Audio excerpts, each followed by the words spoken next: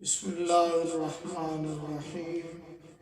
قال الله تبارك وتعالى في القرآن المجيد والفرقان الحميد: ألا إن أولياء الله لا خوف عليهم ولا هم يحزنون الذين آمنوا وكانوا يتقون لهم البشرى في الحياة الدنيا وفي الآخرة لا تبديل لكلمات الله ذلك هو الفوز العظيم. صدق اللہ العظیم وبلغنا رسولہ النبی الکریم الامین. معزز ناظرین کرام، آج ایک اہم موضوع پر گفتگو ہوگی.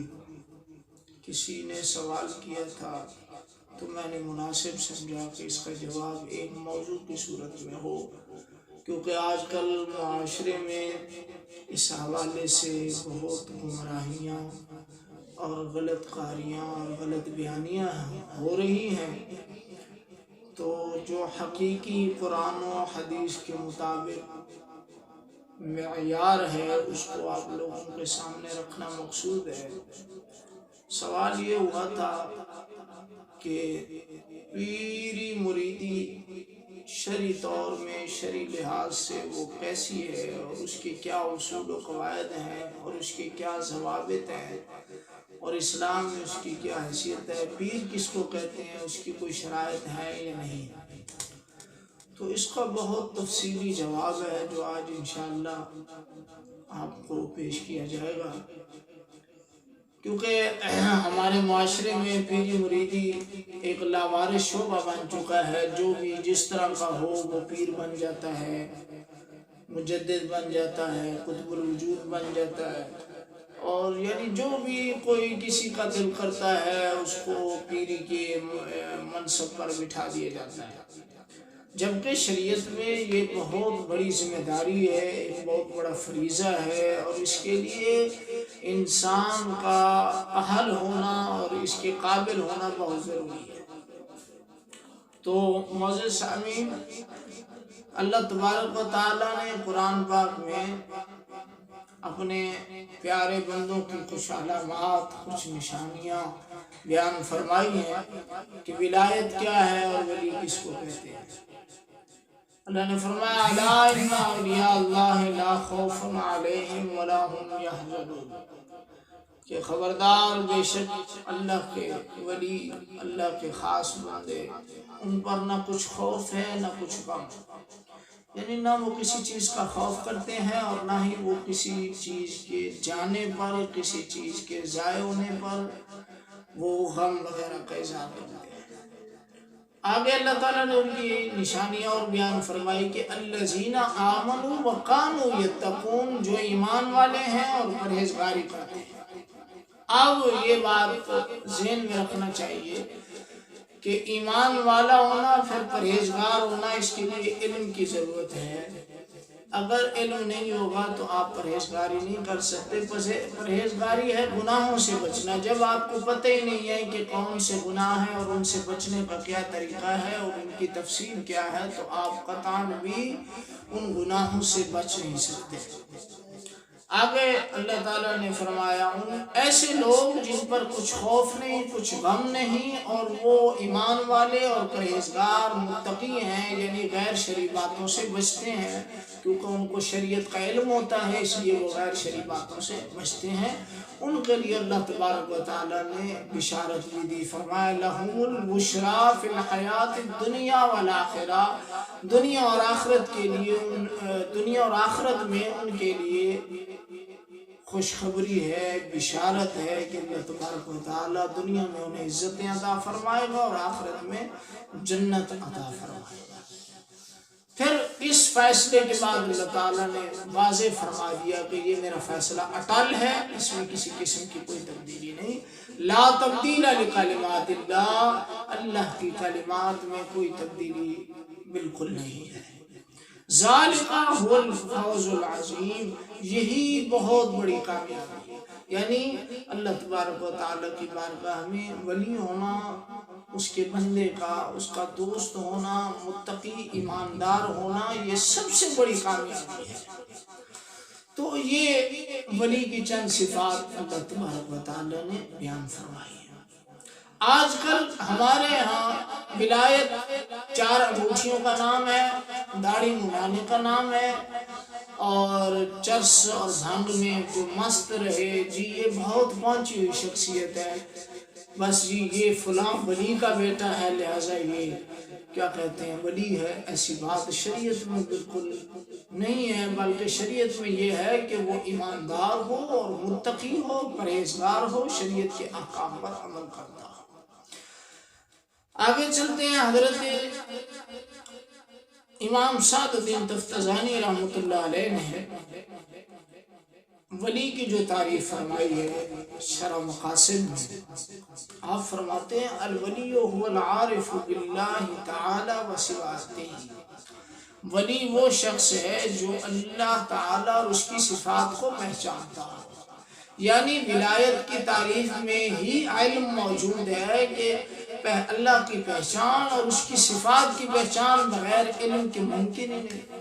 اگر آپ کو ذات باری تعالیٰ کا علم نہیں ہے اور اس کی صفات کا علم نہیں ہے کہ اس کی صفات کیا ہے، کون سی جو ہیں وہ اس کی صفات ذاتیہ واجبیہ ہیں، کون سی نہیں ہے وغیرہ وغیرہ، یہ تفصیل جو ہے اگر آپ کے علم میں نہیں ہے تو آپ ولی نہیں ہیں، کیونکہ ولی کی تعریف میں ہی علماء نے علم کی شرط رکھ دی ہے۔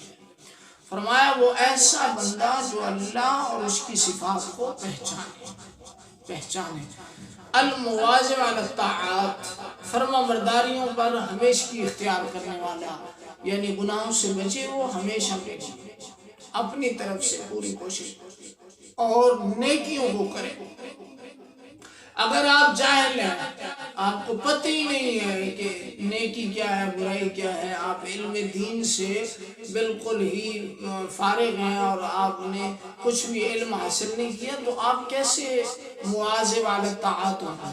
تو لہذا جاہل، اسی لیے علماء نے فرمایا جاہل اللہ تعالیٰ کا ولی نہیں ہو سکتا۔ جس طرح کے بعض لوگوں نے مجدد اور قطب الوجود بنایا ہوا ہے، ان لوگوں کو جو قرآن بھی صحیح طرح نہیں پڑھ سکتے، جن کو احکام خداوندیہ کا بھی نہیں پتا اور جن کو یہ بھی نہیں پتا اخلاقیات کیا ہیں، اسلامیات کیا ہیں، کس طرح بولنا ہے، کس طرح اٹھنا ہے، بیٹھنا ہے، نماز کس طرح پڑھنی ہے، قرآن پاک کی تلاوت، البتہ ان کو کسی بھی حکم شرعی کا پتہ نہیں ہے، لیکن ان کو ولی مجدد پتہ نہیں کیا کیا بنا۔ آگے فرماتے ہیں المجتنب عن المعاصی المعرض عن الانہماک فی اللذات والشہوات، فرمایا جو گناہوں سے بچنے والا ہو اور لذتوں اور شہوتوں میں منہمک نہ ہو، یہ نہ ہو کہ اپنی لذات، اپنی شہوتیں، اپنی خواہشیں پوری کرنے کے لیے وہ کسی قسم کا کام بھی کر جائے اور ہر وقت اس کی کوشش ہو کہ دین کا نام استعمال کر کے میں کسی طرح اپنی خواہشات کو پورا کر لوں۔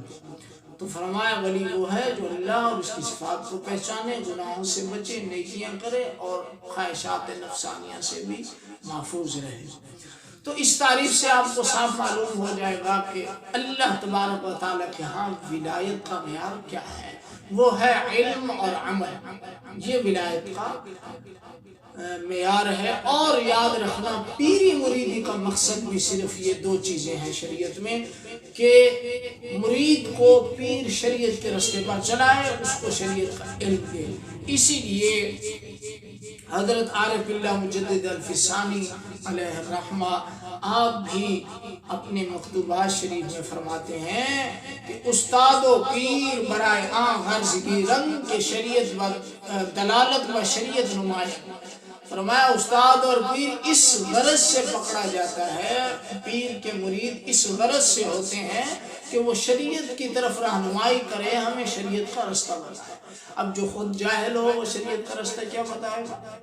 فرمایا برکت ایشان یسر و سہولت در اعتقاد و عمل بشریعت پیدا شد، فرمایا اس کی برکت کی وجہ سے اور اس کی محنت کی وجہ سے مرید کے لیے شریعت پر عمل آسان ہو جائے اور عقائد اسلامیہ کی پہچان مرید کے لیے آسان ہو جائے۔ فرمایا یہ پیری مریدی کا مقصد ہے، نہ کہ یہ مقصد ہے۔ آگے فرماتے ہیں نہ آ کے مریدہ ہر چے دانن کنن، نہ یہ کہ مرید جو کو چاہے وہ کریں، جو کچھ وہ جانتے ہیں اس پر عمل کریں، چاہے وہ شریعت کے خلاف ہو، جس طرح بھی ہو۔ فرمایا یہ مقصد نہیں ہوتا کہ پیر جو ہے وہ بالکل گونگی گاں بن کے بیٹھا رہے اور مرید جو مرضی کرتے رہے، نہیں۔ فرمایا وہ پیراں سپر ایہاں گردند، فرمایا کہ مرید جو مرضی کرتے رہے اور پیر ان کی ڈھال بن جائے، دنیا میں بھی وہ کہے جی ہاں نہیں جی میرے مرید میں بڑا پہنچا ہوں، میرے مرید جو کرتے رہے کوئی نہ کوئی حکمت ہوگی اس لیے میں نے نہیں روکا، جس طرح کہ آج کل لوگوں کا اعتقاد ہوتا ہے او جی یہ حضرت صاحب کی بڑی حکمت ہے فلانا ہے، بھائی شریعت سے بڑھ کر کون سی حکمت ہے؟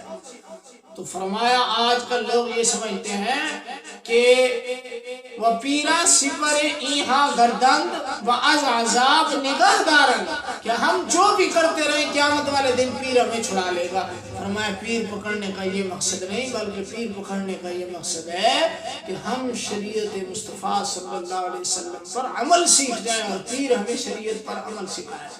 تو اس کے لیے ضروری ہے کہ پیر خود عالم ہو۔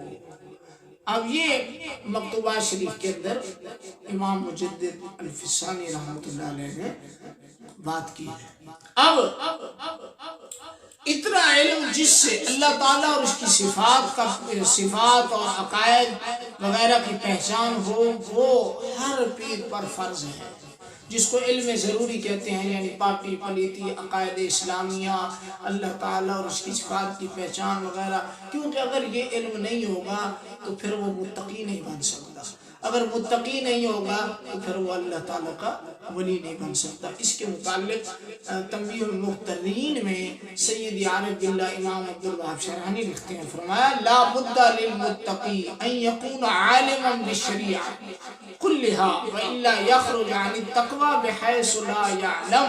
فرمایا متقی کے لیے ضروری ہے کہ وہ ساری شریعت کا علم رکھتا ہو، اگر ایسا نہیں ہوگا تو اسے پتہ بھی نہیں چلے گا کہ وہ بد پرہیزی کر بیٹھے گا، پرہیزکاری میں شامل ہو جائے گا، گناہگار ہو جائے گا، اسے علم بھی نہیں ہوگا۔ تو لہٰذا ولی کے لیے اتنا علم جس سے وہ تقویٰ حاصل کر سکے فرض ہے۔ اب جو ولی قرآن بھی صحیح طرح نہ پڑھ سکے اور اس کو ولی کہا جائے، جو بندہ تلاوت بھی صحیح طرح نہ کر سکے اس کو ولی کہا جائے، جو بندہ ضروری عقائد کا علم نہ رکھے، ضروری مسائل کا علم نہ رکھتا ہو، غلط مسائل بیان کرتا ہو، تو کیا آپ اس کو ولی کہیں گے؟ نہ۔ علماء اہل سنت اور قرآن و حدیث کی روشنی میں وہ ولی نہیں ہے، بلکہ قرآن نے جو صفات بیان فرمائے ایمان اور تقویٰ، یہ دونوں چیزیں علم کی مرہون منت ہیں۔ یہ علامہ عبدالوہاب شرحانی کا جملہ تھا۔ علامہ پرہاروی نے بھی نبراس کے اندر فرمایا کہ اگر وہ متقی نہیں ہے، ولی جو ہے جو اپنے آپ کو ولی کہلاتا ہے وہ متقی نہیں، تو فرمایا گناہوں سے نہیں بچتا، اگرچہ اس سے کرامتیں صادر ہوں، عجیب عجیب کام صادر ہوں، تو پھر بھی وہ اللہ کا ولی نہیں ہے۔ کیوں؟ چاہے ایک بھی کرامت صادر نہ ہو، لیکن وہ پرہیزگاری اور تقویٰ اس کے پاس ہو اور ایمان ہو تو وہ اللہ تعالیٰ کا ولی ہے۔ فرمایا کیونکہ شعبہ بازی جو ہے یہ فاسقوں سے بھی ہوتی ہے، اس سے ولایت ثابت نہیں ہوتی۔ کہتے ہیں جی ہمارے حضرت صاحب نے یہ کرامت دکھائی، کرامت سے کسی کی ولایت ثابت نہیں ہوتی، کرامت علم کا معیار نہیں ہے۔ جس طرح کی فتاوی الفقہیۃ الکبریٰ میں ہے، فرمایا قد تظہر الکرامت علی ید فاسق بل کافر کالسامری فإنہ رأى فرس جبریل۔ فرمایا کہ کبھی کرامت فاسق کے ہاتھ پر بھی ظاہر ہو جاتی ہے، بلکہ کافر کے ہاتھ پر بھی کرامت جو ہے وہ ظاہر ہو جاتی ہے، جس طرح کہ سامری نے جبریل علیہ السلام کا گھوڑا دیکھا تھا۔ تو کرامت ولایت کا معیار خدا را سنیو، آپ ان باتوں سے دھوکہ نہ کھایا کرو جی ہمارے حضرت صاحب کی یہ کرامت ہے، انہوں نے یہ کر دکھایا، اس سے ہمیں کوئی غرض نہیں ہے، کرامت سے کوئی ولی نہیں ہوگا۔ ہم دیکھیں گے کہ اس میں استقامت یعنی شریعت پر عمل ہے یا نہیں، اور شریعت پر عمل علم کے مرہون منت ہے۔ تو نتیجہ کیا ہوا کہ علم و عمل کے بغیر کسی کو ہم ولی نہیں کہہ سکتے۔ آگے میں یہ بتانا چاہتا ہوں کہ سچے ولی کی پہچان کیا ہے، وہ میں نے آیت کریمہ پڑھی ہے، الا ان اولیاء اللہ لا خوف علیہم ولا هم يحزنون الذین آمنوا وکانوا یتقون، یہ پہچان ہے سچے ولی۔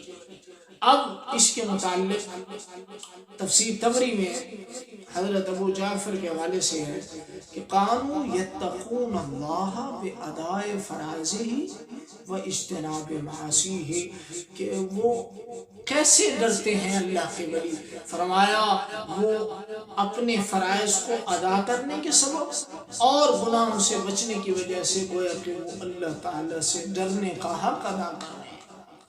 اب جس کو فرائض کو ہی پتہ نہ ہو، جو فرائض ادا کرے لیکن اس کو شریعت میں فرائض ادا کرنے کا صحیح طریقہ کیا ہے وہی پتہ نہ ہو، وہ جاہل ان پڑھ ہو، گوار ہو، تو پھر اس کو ہم ولایت کی سرٹیفکیٹ کیسے دے سکتے ہیں؟ نہیں، ہم ولی اس کو کہیں گے کہ جو شریعت پر عمل کرتا ہو، اللہ کے فرائض پورے کرتا ہو، گناہ سے بچتا ہو۔ آگے تفسیر سمرقندی میں ہے کہ الذین آمنوا وکانوا یتقون، یعنی المومنین، ایمان والے، ان کو فرمایا اللہ تعالیٰ نے اولیاء اللہ جو کہا ہے، اولیاء سے کون مراد ہے؟ یہ تفسیر سمرقندی میں موجود ہے، کیونکہ آج کل بعض لوگ کہتے ہیں جی علماء ظواہر ہیں، ان کو ولایت کا پتہ ہی نہیں ہے، وہ اور چیز ہے، باطن اور چیز ہے، وہاں تک نہیں عالم پہنچ سکتے جہاں تک صوفی پہنچتا ہے وغیرہ، ایسی باتیں شریعت میں بالکل نہیں ہیں۔ فرمایا تفسیر سمرقندی میں اولیاء سے کیا مراد ہے؟ فرمایا ہم حملۃ القرآن والعلم، وہ قرآن اور علم کا بوجھ اٹھانے والے، یعنی علماء کرام، محدثین اور مفسرین ہیں، جن کے سینے میں قرآن ہے اور قرآن کا علم ہے، فرمایا وہی اولیاء اللہ ہے۔ فرمایا الذین یجتنبون الذنوب فی الخلوات، فرمایا جو گناہوں سے، خلوت میں گناہوں سے بچتے ہیں اور جانتے ہیں کہ اللہ تعالی ہمیں دیکھ رہا ہے، مطلع علیہم، یعلمون ان اللہ تعالی مطلع علیہم، اور وہ جانتے ہیں کہ اللہ ان کو دیکھ رہا ہے، اس ڈر سے وہ چاہے عوام میں ہوں یا خلوت میں ہوں گناہوں سے بچتے ہیں۔ اب یہ آپ کے پاس ایک کلی آ گیا کہ جس کو شریعت اسلامیہ کا پابند دیکھیں، جو عالم دین ہے، وہ اللہ کا ولی ہے، وہ پیر ہے، مرشد بننے کے قابل ہے۔ جس کے پاس علم نہیں ہے، شریعت پر عمل نہیں ہے، وہ چاہے جتنی بڑی باتیں کرے، وہ جاہل فاسق ہے، اس کے ہاتھ پر بیعت کرنا شریعت میں حرام ہے۔ فرمایا تفسیر ابن کثیر میں ہے۔ اب اس بات کی دلیل میں پیش کر دوں کہ جو بھی شریعت پر عمل کرتا ہے وہ اللہ کا ولی ہے، چاہے اس کے پاس ایک بھی کرامت نہ۔ فرمایا فَكُلُّ مَنْ كَانَ تَقِيًّا كَانَ اللَّهُ وَلِيًّا كَانَ لِلَّهِ وَلِيًّا، فرمایا جو ہر وہ شخص جو متقی ہو وہ اللہ تعالیٰ کا ولی ہے، ہر وہ شخص جو پرہیزگار ہو وہ اللہ کا ولی ہے۔ اب یہ بات روز روشن کی طرح واضح ہو گئی کہ ولایت کا تصور قرآن و حدیث کی روشنی میں علم اور عمل کے بغیر بالکل بھی نہیں ہے۔ جو بغیر علم عمل کے ولایت کا دعویٰ کریں وہ جھوٹے اور کذاب ہیں۔ اور فرمایا تفسیر روح البیان میں ہے، فرمایا بعض صوفیاء فرماتے ہیں لا یجوز لشخص ان یتستر فی مرتبۃ الشیخوخۃ الا ان کان عالما بالکتاب والسنۃ، فرمایا کسی شخص کے لیے جائز نہیں ہے کہ وہ اپنے آپ کو پیر کہلائے جب تک وہ کتاب و سنت کا عالم دین نہ ہو۔ اب بتاؤ ہم آج کے ایک پاگل کی بات مانیں یا تفسیر روح البیان والوں کی بات مانیں کہ وہ کہہ رہے ہیں کہ کسی شخص کے لیے جائز نہیں ہے، اور وہ صوفیاء کا حوالہ کرتے ہیں، یعنی ان کے گھر کی بات ہے، صوفیاء کے گھر کی بات ہے۔ وہ فرماتے ہیں جب تک کوئی بندہ عالم کتاب و سنت نہ ہو، عالم دین نہ ہو، اس کو آپ ولی نہیں کہہ سکتے، وہ پیر و مرشد نہیں بن سکتے۔ لا یجوز، ان کے الفاظ دیکھیں آپ، فرماتے ہیں لا یجوز لشخص ان یتستر فی مرتبۃ الشیخوخۃ، کسی شخص کے لیے جائز نہیں ہے کہ وہ شیخ بننے کا دعویٰ کرے جب تک کہ وہ عالم دین نہ ہو۔ اب بتاؤ آج تو جو جاہل ہے ان کو مجدد کہا جا رہا ہے۔ ہمارے دور میں ایک ہے خواجہ شفیع، وہ اتنا بڑا جاہل ہے، ظالم ہے، اس نے پورے خاندان کے پر ظلم کیا، اس نے زمینیں کھائیں، اس کو نماز پڑھنے کا طریقہ نہیں آتا، وہ شریعت کے مسئلے غلط بتاتا ہے، طلاق کے، نمازوں کے مسئلے غلط بتاتا ہے، حیض نفاس کے مسئلے غلط بتاتا ہے، اور وہ بکواسیں تمام علماء کرام کی توہین کرتا ہے، بڑے بڑے سادات کو ننگیاں گالی دیتا ہے، پھر بھی اس کو مجدد بنایا ہوا ہے۔ اب ہم شریعت کی مانیں، تفسیر روح بیان والوں کی مانیں، یا ہم ان جاہلوں کی مانیں؟ تو لہٰذا مسلمانوں، اسلام شریعت پر عمل اور علم کے بغیر ولایت کا تصور نہیں ہے، یہ خود صوفیہ فرماتے ہیں۔ اب آخر میں کہ میں اس بات کی چند دلیلیں پیش کر دوں کہ جاہل اللہ کا ولی نہیں ہو سکتا۔ بعض لوگوں کو اعتراض ہوگا جی یہ اس نے کیسے بات کر دی، اس کی میں چند باتیں جو ہیں وہ آپ کو پیش کرتا ہوں۔ امام شافعی رحمۃ اللہ علیہ فرماتے ہیں، اب ان کی ولایت میں تو کسی کو شک نہیں ہے، یہ تو امام شافعی اللہ اکبر اپنے وقت کے کتب تھے، مجدد تھے، ولی تھے۔ آپ کیا فرماتے ہیں؟ جو لوگ کہتے ہیں کہ جی علماء کا کیا تعلق ہے، ان کو تو پتہ ہی نہیں ولایت کیا ہوتی ہے، باطن کیا ہوتا ہے، حقیقت کیا، یہ بیچارے بس زارا بھائی حضری والے ہیں۔ لیکن امام شافعی کیا فرماتے ہیں؟ اللہ فرمایا لو لم یکن العلماء اولیاء فلیس للہ ولی، فرمایا اگر علماء اللہ کے ولی نہیں ہیں تو اللہ کا کوئی ولی دنیا میں موجود ہی نہیں۔ یہ سیدنا امام شافعی نے سب ڈھونگی اور ڈرامے بازوں کو آپ نے تہس نہس کر دیا ہے کہ اگر علماء کو اللہ کا ولی نہیں سمجھا جائے گا، علماء اہل سنت کو جو سنی ہے ان کو اللہ کا ولی نہ سمجھا جائے اور ان کو پیر نہ بنایا جائے، تو فرمایا دنیا میں کوئی اللہ کا ولی نہیں ہے۔ آگے فرماتے ہیں متخذ اللہ ولیا جاہلا، اللہ نے کسی جاہل کو ولی نہیں بنایا، اللہ نے کسی جاہل کو۔ اب یہاں عبارت میں تو کوئی تعویل نہیں ہو سکتی، صریح لفظ ہے، وہ فرمائے متخذ اللہ ولیا جاہلا، اللہ نے کسی جاہل کو ولی نہیں بنایا۔ تو جو جاہل اللہ کے ولی بنے بیٹھے ہیں، وہ جی بس ان کا بڑا مقام ہے، ان کے سامنے بولنا نہیں، یہ چاہے نماز چھوڑے، چاہے تعدیل ارکان پورے نہ کرے، چاہے ان کو قرآن پڑھنا نہ تو نہیں جی یہ حضرت صاحب ہے جی قطب الوجود ہے، ان کے سامنے کچھ نہیں کہنا۔ میں نے کہا بھائی تیری مانوں یا امام شافعی کی مانوں، کہ جن کی بشارتیں حضور نے خود حدیثوں میں دی، جن کے علم کی ایک دنیا قائل ہے، جن کے فضل کی، تقوی کی، جن پر حضور علیہ السلام کی نگاہ کرم تھی، ان کی بات مانے۔ وہ تو فرماتے ہیں جاہل کو اللہ نے ولی بنایا ہی نہیں، تو ہم اسے کس طرح اپنا پیشوا اور راہبر بنا سکتے ہیں جو ہے جاہل۔ آگے فرماتے ہیں امام ملا علی قاری محدث ہیں، ان کی بات تو کوئی مائی کا لال رد نہیں کر سکتا نا۔ آپ فرماتے ہیں فقول صوفیت، آپ فرماتے ہیں صوفیاء کا قول ہے کہ کوئی بھی جاہل اللہ کا ولی نہیں ہو سکتا۔ یہ آپ نے صوفیاء کا لفظ بولا، تمام صوفیاء کا قول ہے، اور اس پر اجماع ہے کہ کوئی بھی صوفی ولی، کوئی بھی جاہل ولی نہیں ہو سکتا۔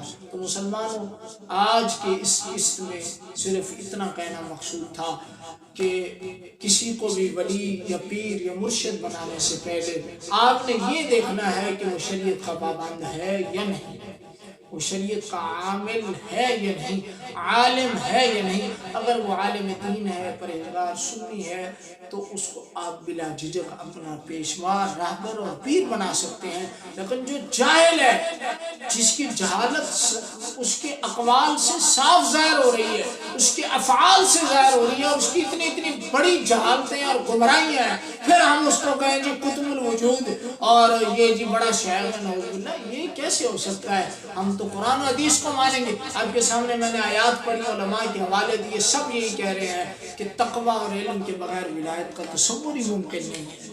اب ایک ضروری بات میں یہ بھی کرنا چاہتا ہوں آخر میں، بعض لوگ کہتے ہیں جی ہمارا پیر قطب الوجود ہے، قطب الوجود کیا مطلب؟ کہ جو بھی چیز موجود ہے وجود رکھتی ہے اس کا قطب کہتے ہیں اس پیڑ کو جس پر وہ کیل ہوتا ہے نا، جس پر پوری چکی گھومتی ہے، جس میں آٹا پیسا جاتا تھا پہلے دیسی چکی، اس کے کل جو ہوتا ہے کیل درمیان میں، اس کو قطب کہتے ہیں۔ جس طرح اس کے سر پر پوری چکی گھومتی ہے، اسی طرح قطب جو ہوتا ہے اس کی ذمہ کرم پر پوری کائنات کا وجود ہوتا ہے۔ یہ کہتے ہیں قطب تو کہا گیا اولیاء کو کہ کائنات چاہیے، لیکن یہ کہا جا رہا ہے قطب الوجود، یعنی جو بھی چیز موجود ہے اس کا وجود اس کی وجہ سے ہے۔ تو اب میں یہ پوچھتا ہوں کہ موجود تو اللہ تبارک و تعالیٰ بھی ہے، موجود تو انبیاء کرام بھی ہیں، ان کی فضائل و کمالات بھی، کیا ان سب کا وجود اس کی وجہ سے ہے؟ تو قطب تو کہا گیا، لیکن آج تک 1400 سال کی تاریخ میں کبھی بھی کسی اللہ کے ولی کو قطب الوجود نہیں کہا گیا۔ انہوں نے کیوں کہا؟ کیونکہ یہ اپنے علاوہ سب کو گمراہ سمجھتے ہیں، اور یہ سمجھتے ہیں فضلی جو ہے چشتی، یہ سمجھتے ہیں کہ ہمارے علاوہ سب گمراہ ہیں، بے دین بے غیرت ہیں، تمام علماء اور عوام۔ جو بھی ہمارے حضرت کا مرید نہیں، اس جاہل کا جس کو قرآن پڑھنا بھی نہیں آتا، جو وَلَضَّالِّينَ پڑھتا ہے، جس کو سورہ فاتحہ بھی صحیح طرح نہیں آتی، وہ جو اس کا مرید نہیں ہے یہ کہتے ہیں جی وہ تو گمراہ ہے، نعوذ باللہ وہ بے دین ہے۔ اب فیصلہ آپ لوگوں پر ہے، کیا ہم جاہل کے پیچھے چلیں یا علماء کے پیچھے چلیں؟ یہ ان تفسیروں کے پیچھے، محدثین کے حوالہ جات اور قرآن حدیث کے پیچھے چلیں۔ تو مسلمانوں جو شریعت کا عالم ہے اس کی تعظیم فرض اور واجب ہے، ان کی اقتداء کریں، ان کے پیچھے چلیں۔ یہ دین کے لبادے میں چور ہیں، ان سے بچیں۔ اللہ تعالی ہم سب کو محفوظ و معمور رکھے۔ وما علینا الا البلاغ۔